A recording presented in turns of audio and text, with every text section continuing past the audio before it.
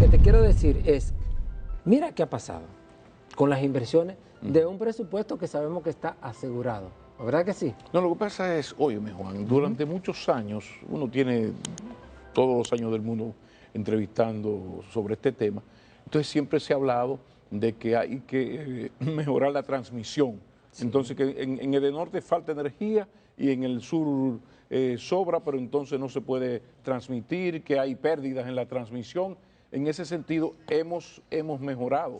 Eso no tiene una expresión económica. Sí, mira. Justamente te decía que el plan de expansión se hace a 10 años. ¿Por qué?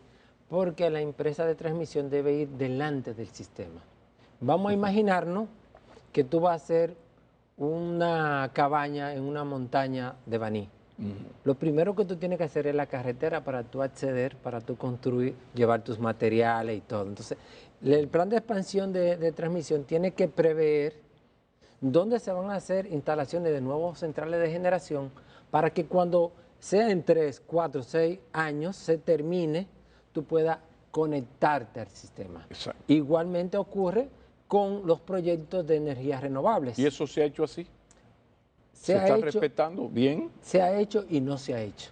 Porque hay proyectos, inclusive privados, que han tenido que, dentro de la ejecución de su proyecto, incluir la línea de transmisión que debió de construir la empresa de transmisión, que es lo que ocurrió en la línea que recientemente el presidente inauguró en Manzanillo. Esos proyectos debió de haberlo ejecutado la empresa de transmisión eléctrica, pero a no hacerlo a tiempo. Pero lo hizo el sector privado. Eso fue el sector privado. Lo único es que esas líneas no son de ellos. Pasa a la empresa de transmisión y se le va a deducir a X cantidad de años de lo que le tienen que pagar a la empresa de transmisión eléctrica. Ahora, la empresa de transmisión eléctrica tiene los flujos. O sea, Energía 2000 construye, invierte el dinero, pero esto va al Estado. Totalmente, porque por asuntos de seguridad. Porque la ley prohíbe que las líneas de transmisión sean del sector privado, por lo que hablamos. ¿No, verdad que sí? Ahora, yo te tengo aquí, al mes de julio también, las inversiones de ETET. Ahorita vimos lo que ha pasado con la inversión de las distribuidoras. ETET, te voy a tomar un mes. Te voy a tomar qué pasó con las inversiones de ETET en el mes de junio. En el mes de junio del año 2024, para tener la referencia, se invirtieron 26.3 millones de dólares en los proyectos de ETET. Ahora, ¿qué pasó en junio del año 2025? A la vuelta de la esquina, ¿no verdad que sí? Entonces de 26. Se invirtieron 6 millones de dólares. Es decir, ¿qué pasó? 20 millones de dólares menos. ¿Y qué explicación tiene? La explicación tendría que darle las autoridades oficiales. Y no me gusta hacer conjetura, Pablo, porque ellos tienen que decir, hay meses en donde han invertido más que el año pasado, porque tengo que ser justo. Pero la misma vocación de esta empresa es a que se vaya, así como ellos reciben cada año más presupuesto por el peaje, tienen que ir expandiendo y que las inversiones vayan elevándose. Ok, pero un tema que no se puede dejar pasar es, en algún momento se firmó el pacto eléctrico. Entonces todo el mundo dijo, oh, coño, qué chévere, bien, mira, como el pacto por la educación, 4%, bien, ¿no? De repente se firma el pacto eléctrico y uno no está viendo los resultados. Es que no se está cumpliendo. ¿Qué ha pasado con los compromisos que los sectores, distintos sectores, asumieron en el pacto eléctrico? ¿Qué había que hacer que no se ha hecho, si es así? ¿Qué pasa con el pacto eléctrico? Pasa lo que pasa en muchísimos renglones, que muchas veces nosotros los políticos desacreditamos los procesos. ¿En qué aspecto? Duramos 3 años y algo discutiendo el pacto eléctrico. Íbamos allá donde, encabezada por Monseñor Agripino Núñez, duramos todos los sectores 2 veces a la semana. Eso eran reuniones mínimas de 3 horas. Miles de horas, hombres. En el año 2019, cuando se va a firmar el pacto, súbitamente el PRM se levanta y dice que no va a firmar el pacto por una serie de condicionantes que ellos decían, que tenían que bajarse las pérdidas, que tenían que los gastos operativos bajarse. Bueno, cuando llega el PRM al poder, a muy poco tiempo, es el propio PRM que motoriza y hace un llamado a todos los sectores a que firmamos el pacto eléctrico. Y nosotros, inclusive nuestra firma está en el pacto, confiando en esa nueva administración, tú tienes que creer en el país. Da un voto de confianza, ¿no verdad que sí? A una nueva gestión. Porque ahí se apostaba a el tema de bajar las pérdidas. Correctamente. Bueno, pues perfectamente fuimos, firmamos el pacto eléctrico y el pacto eléctrico hasta el día de hoy, y los resultados los tenemos, lo que ha servido es para estar en una gaveta, no sé en el archivo de qué oficina. El pacto eléctrico, el propio Fondo Monetario esta semana, en el informe que hace sobre el seguimiento a la economía, menciona que se debe de retomar el pacto eléctrico, porque el pacto eléctrico se ha abandonado. Inclusive ahí, mediante el CES, hay una mesa de seguimiento en donde la integramos todos los sectores. El CES nos ha convocado en 2 ocasiones. La última hace aproximadamente 3 años que se nos convocó. No se ha dado seguimiento, nadie sabe en qué pie estamos parados, pero los resultados de lo que está ocurriendo con el sector eléctrico, con las pérdidas, con el disparo de los gastos operativos, nos dice que no se ha estado llevando. ¿Eso ha mejorado o ha empeorado lo de los gastos operativos, lo de las pérdidas? Y si tú tienes alguna explicación de por qué una cosa tan fundamental como hemos hablado aquí, como ese pacto, no se está cumpliendo. ¿Dónde está la naiboa? ¿Qué es lo que los mortales no estamos entendiendo, que saben ustedes, los dioses de este tema? No, para nada. Mira, yo tengo aquí un reporte, porque no me gusta hablarle a la gente con documentos, un reporte de un periódico que sigue el tema eléctrico, y donde dice, gastos operativos de las sedes suben un 20.8%, mientras las inversiones bajan un 26%. O sea, yo creo que ya no hay que leer la noticia para saber que ha habido un disparo de los gastos operativos, se ha decaído las inversiones. O sea, la empresa distribuidora, cuando hablamos de inversión en distribuidora, ¿para qué? Para yo comprar medidores, transformadores, cables, herramientas, ¿no es verdad que sí? Ahora, yo quizá estoy abusando mucho del uso de documentos, pero aquí dice, Ministerio de Energía y Minas, informe de gestión comercial agosto del año 2025. Ayer. ¿No verdad que sí? Ahí están las 3 EDIs. Las 3 EDIs. Te voy a presentar un cuadro aquí. O un gráfico. Sí. Dice aquí, promedio acumulado de clientes sin medidores. Y aquí nos dice que EDE tiene al día de hoy, y te voy a pedir la oportunidad porque tú tienes los lentes puestos, ¿qué porcentaje dice ahí EDE? El 51%. ¿Sin medidores? Sin medidores. EDE Norte el 27% y EDE Sur el 22%. Pero ese promedio acumulado de clientes sin medidor. Entonces yo te hago una pregunta a ti. Disculpa que yo soy un entrevistado. Eso mismo te iba a decir. Sí, Pablo. Si yo tengo la función en este esquema que te he descrito de cómo funciona el sistema eléctrico nacional, de tener la responsabilidad de las cobranzas, o sea, la caja del sector son las 3 empresas distribuidoras.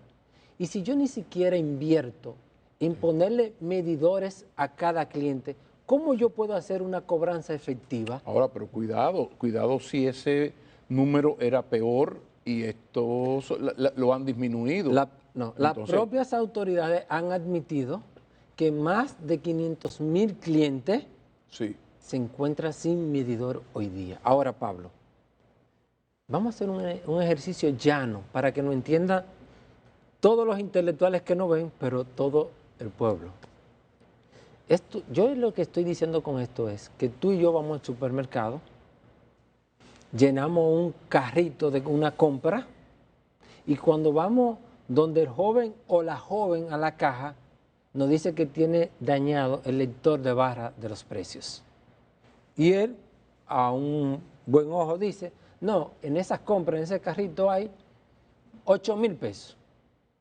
Tú y yo agarramos y nos vamos, pero cuando llegamos a la casa, pero ven acá, 8,000 pesos, pero aquí tiene que haber un error, porque yo cuando veo lo que pago en mi estado de cuenta de la tarjeta que llegué a la casa, me fui con la inquietud, pero yo pago 22,000, 18,000 pesos.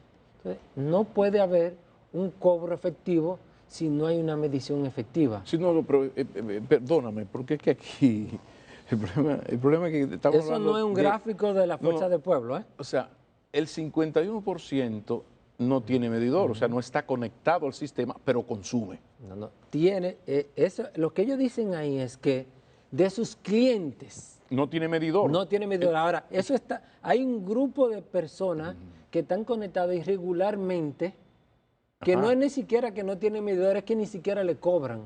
Entonces, hay un tema serio de gestión. Está bien, pero si a esto le añadimos que los que sí tienen medidor, también hay un porcentaje altísimo que no paga, pequeño está ese subsidio. Bueno, el problema es que... Yo no lo estoy entendiendo. Si hay un grupo que tiene medidor y no paga, es gestión de la empresa distribuidora de suspender ese servicio. Ahora, lo que tú vas a entender menos es lo siguiente, que a ti, como periodista, a uno del área, cada día te aborda un número importante de personas que te dicen, mira, yo pagaba 1,500 pesos y ahora me está llegando de 3,000, de 4,000. ¿Por qué?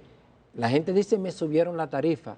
No, este gobierno cuando llega, a finales de entre finales de 2021 y principio hasta abril de 2022 se elevó la tarifa en 3 ocasiones. De abril de 2022 para acá no se ha elevado la tarifa. Ahora, ¿qué ocurre? Que, y admitido por el propio Celso Marrancini, en donde él mismo denunció que en EDESTE se estaba sobrefacturando a 42,000 clientes. Entonces, pero vemos que el cliente de EDESUR, cliente de EDENORTE, te dice, se me está disparando la tarifa. No, no es la tarifa. Lo que pasa es que si tú consumes 150 kilos mensual y te dan una ayudadita y te ponen 100 kilos adicional, tú al final tú ves el importe, tú no ves la cantidad de kilos. ¿Quién se detiene a ver cantidad de kilos? Claro. Lo que tú ves es que te están cobrando 1,000, 2,000 o 3,000 pesos más. ¿Entiendes? Y ya con la admisión oficial es para mover a una gran preocupación a la población dominicana. ¿Hacia dónde vamos? Y plantéame soluciones. Hemos tocado el problema, del blackout se ha hablado ya demasiado, fue una subestación que un error humano, cero mata cero, muy bien. Ahora, a partir de esto que hemos visto aquí, oye, que el 51% en EDESTE no tiene medidor. ¿Quién lo dice? Vea la primera página, por favor. Sí, no, el ministerio, okay. No es un dato oficial. Okay. No, si fuera de la Fuerza del Pueblo ni lo menciono, porque ya hay un interés político partidario. Entonces, a partir de todo esto que hemos visto ya, minutos finales, háblame de la propuesta, qué va a hacer, qué ofrece la Fuerza del Pueblo, que de alguna manera ya gobernó, de alguna manera. Entonces, ¿qué se va a hacer? Una de las características que me gustan de los programas donde tú intervienes justamente porque tú haces mucho énfasis en esto y yo creo en eso. Yo no creo que solamente vengamos aquí a denunciar, o no denuncias, porque esto no son denuncias, esto es poner en conocimiento datos reales. Yo creo en la propuesta. Bueno, el líder de ustedes decía eso, el profesor Bosch decía que no se podía hacer ninguna crítica que no fuera acompañada de una propuesta. Entonces, si vemos que donde están las mayores falencias es en la parte de distribución, tenemos que trabajar, presentarle al país un gran plan de recuperación de pérdidas. Pero recuperar pérdidas no es un enunciado.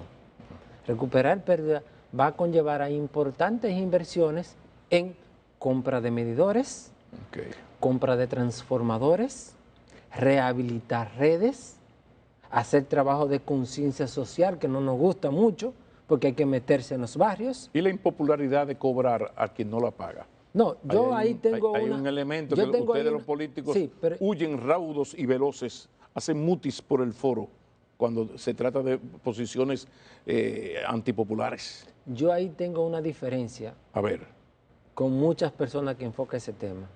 Yo creo que si al usuario ya tenemos la práctica, en el año 98 se inició un plan que le llamaron Circuito 24 Horas.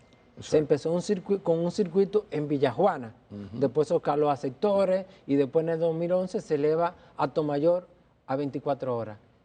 ¿Cuál era la práctica? Tú intervenías ese circuito, con lo que te dije, se rehabilitaba todo y hacía trabajo social y le decía a la gente, mira, te vamos a cobrar, pero no tienen que pagar. Y el resultado de eso fue muy satisfactorio. Si la gente recibe su servicio, Pablo, el dominicano no es verdad que no le gusta pagar. El dominicano sí recibe su servicio y a precio favorable, consciente, la gente paga, Pablo, los servicios, porque las horas más caras, los kilovatios más caros de electricidad es cuando no te llega el servicio. Sí, pero la pregunta es si ustedes se van a atrever a hacer eso. Ya lo hicimos. En el año 98, recordará, gobernaba el presidente Fernández. Nosotros nos encontrábamos, no éramos superintendentes, pero estábamos en la superintendencia de electricidad. ¿Ya en el 98? En el 98. Tú te has echado la vida. Entonces, se hizo ese trabajo con la Junta de Vecinos, con los comunitarios, y la gente respondió satisfactoriamente. Ahora, ¿qué pongo primero, los apagones o la electricidad? Entonces, tenemos que brindarle un servicio a la gente. Pero eso es lo que a la gente le ha dolido. Se supone que hay un momento donde el gobierno tiene que sacrificarse y dar energía, aunque no la cobre, en el momento en que inicia una campaña, para que la gente, ya recibiendo energía, pues la pague. Pero resulta que se ha hecho el sacrificio, pero no se ha cobrado. ¿Por qué? Y los apagones han aumentado. Porque hemos sido irresponsables, es una realidad. O sea, tú tienes que hacerle la conciencia y no hemos querido ir y hacer conciencia con el ciudadano. Entonces, hacer un gran plan de recuperación de pérdidas. Okay. Luego, tenemos hoy día, esos gastos operativos son insostenibles, porque lo que estamos diciendo es que gran parte del presupuesto de la empresa distribuidora se están yendo a nóminas, a gasto en combustible, a gastos que no tienen un retorno para la empresa. Entonces, no se puede seguir sosteniendo esto en el tiempo. Entonces, nosotros tenemos que ver, hay otro tema también importantísimo que va directo ligado al déficit. Hay que ver cómo se abaratan los precios de compra de la energía. Tú lo mencionabas ahorita, el carbón, el gas natural. Diversificar la matriz. Diversificarla, pero diversificándola hacia las tecnologías más baratas. Porque lo que te demostré ahorita, de que lo que ha incorporado esta administración con SIVA y con Car Power Chip ha hecho es que nos eleva los costos a las empresas distribuidoras. Finalmente, Juan, en medio de todo esto que estamos viviendo, ¿no es urgente la construcción de las segundas plantas catalinas, de las Catalinas 2? Porque todo está listo en Punta Catalina, está el terreno, hay que aprovechar el puerto. O sea, ¿habría la posibilidad, tú crees que sí, que es necesario, que sería una gran inversión en lo que se mejora, los cobros, la transmisión, el comenzar a hacer una segunda planta ahí al lado que va a salir mucho más barata que la primera? Mira, finalmente, ¿qué tú crees? Yo tengo que ser justo, Pablo. A ver. Y la decisión de la administración de gobierno de construir con Punta Catalina fue muy correcta decisión. Claro. Inclusive hicieron la previsión cuando adquirieron los terrenos y en la construcción del muelle, en la construcción del almacenamiento de carbón, de construir una siamés de Punta Catalina. O sea, se construyó Punta Catalina con la idea de construir la segunda en algún momento. Este gobierno se ha descartado por promover nueva generación solamente exclusivo al sector privado. No es que nosotros estemos opuestos, pero eso hiciera un gran contrapeso en el mercado para ayudar y controlar y que los dominicanos cosechemos ese fruto. Muchísimas gracias, Juan. De eso se trataba. Muchísimas gracias a ti por la oportunidad. Siempre es un placer hablar con los que tienen calidades, conocimientos, experiencias de tratarnos temas tan fundamentales como esto del sistema eléctrico, entiéndase los benditos apagones. Terminamos aquí, sean felices, si es en familia, mucho mejor, mucho mejor.